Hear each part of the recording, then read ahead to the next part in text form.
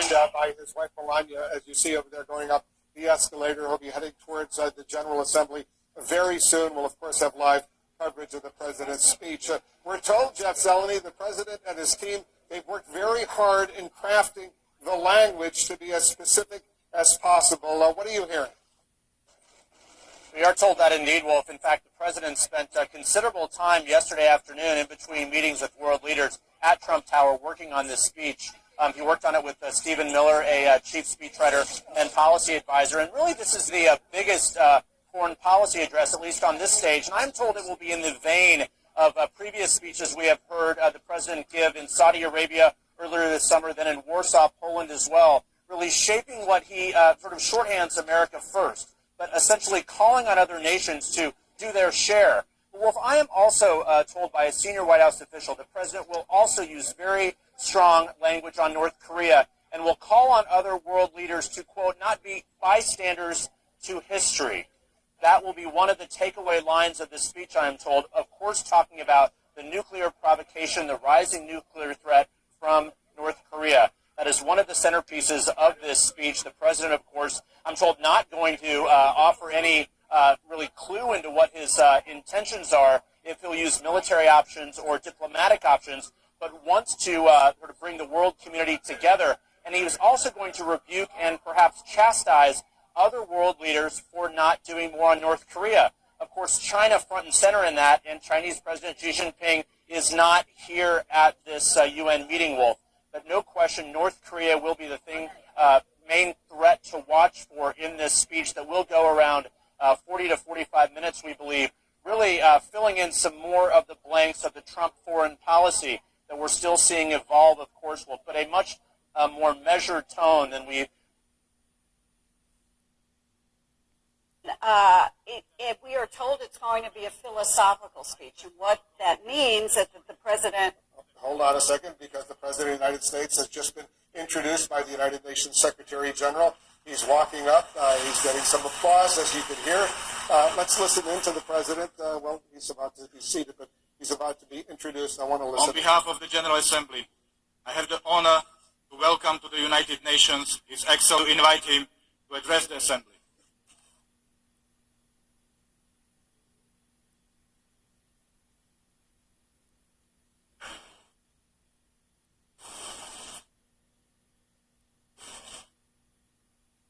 Mr. Secretary General, Mr. President, world leaders, and distinguished delegates, welcome to New York.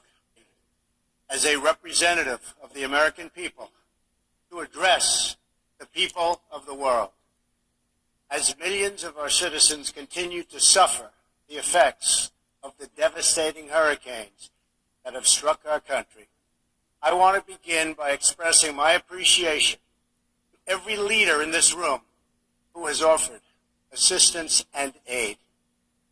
The American people are strong and resilient, and they will emerge from these hardships more determined than ever before. Fortunately, the United States has done very well since Election Day last November 8th. The stock market is at an all-time high, a record. Unemployment is at its lowest level in 16 years, and because of our regulatory and other reforms, we have more people working in the United States today than ever before. Companies are moving back, as not seen in a very long time, and it has just been announced that we will be spending almost $700 billion on our military and defense.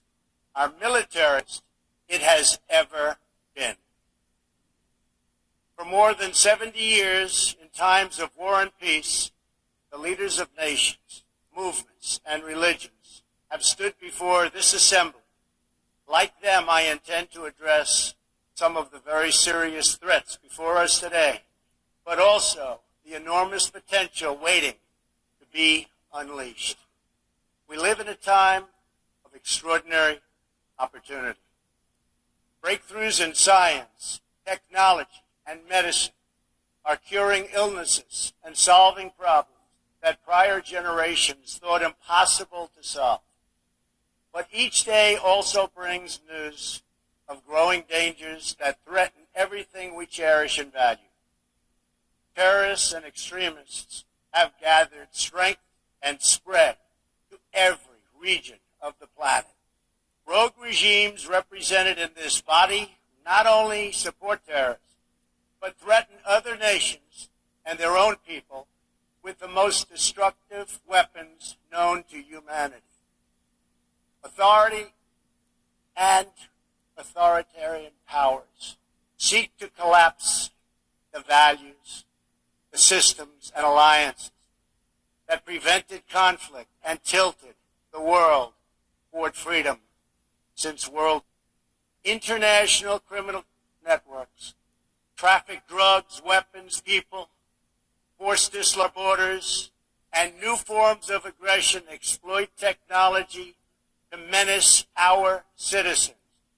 To put it simply, we meet at a time of both immense promise and great peril. It is entirely up to us whether we lift the world to new heights or let it fall into a valley of disrepair. We have it in our power, should we so choose, to lift millions from poverty, to ensure that new generations of children are raised free from violence, hatred, and fear.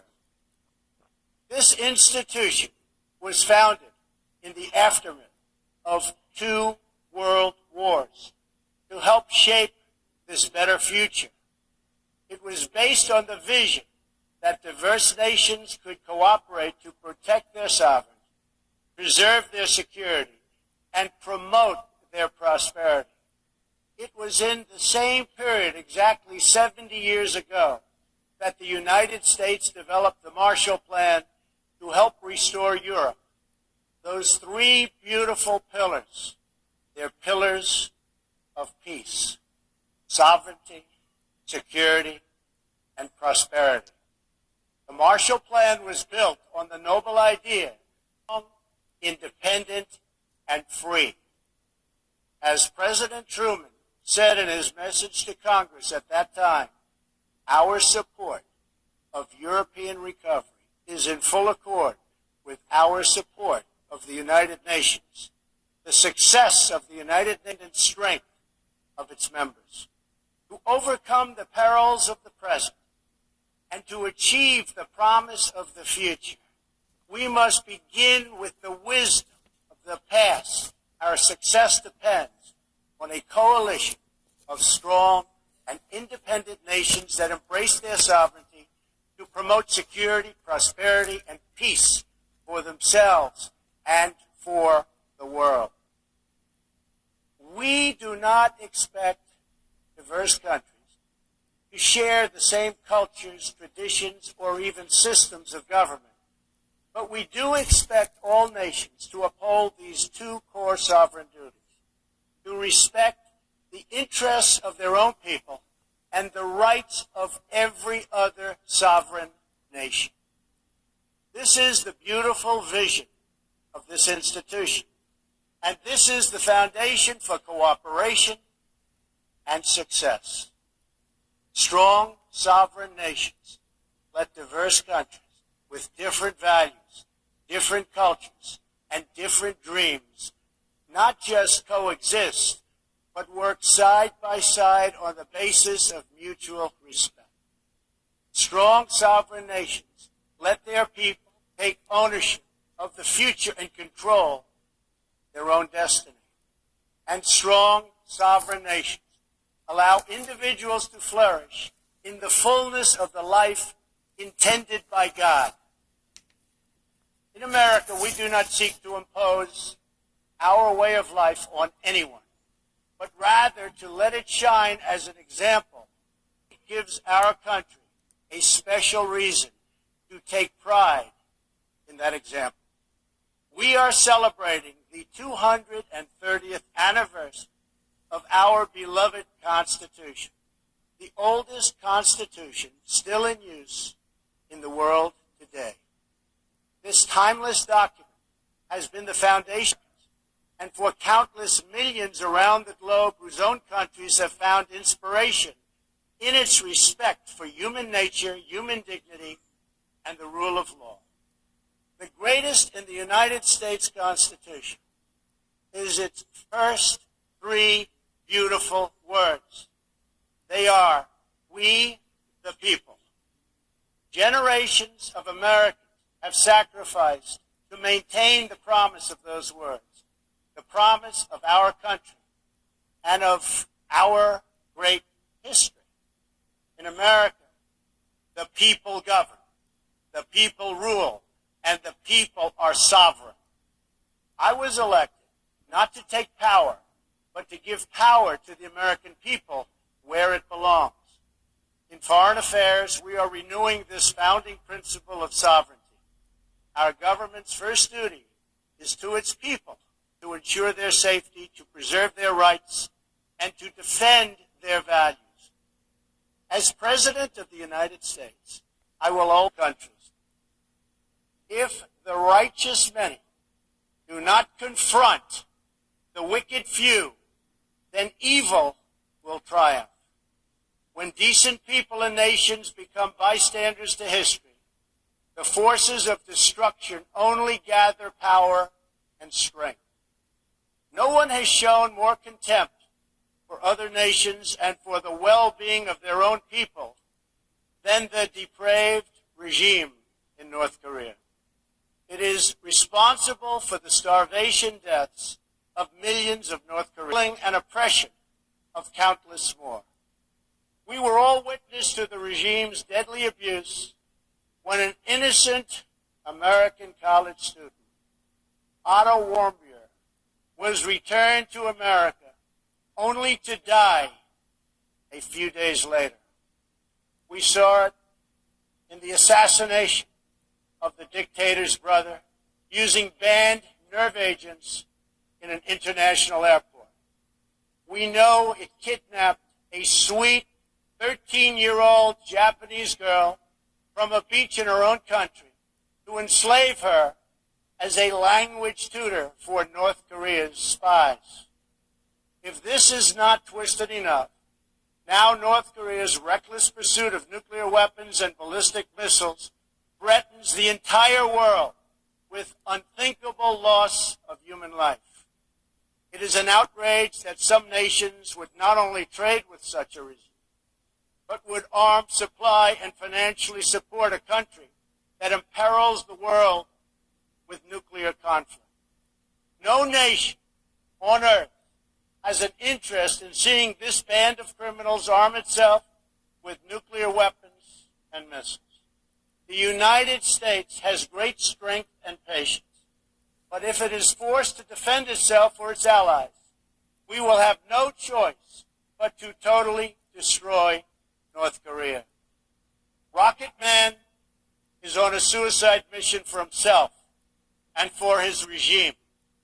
The United States is ready, willing, and able, but hopefully this will not be necessary. That's what the United Nations is all about.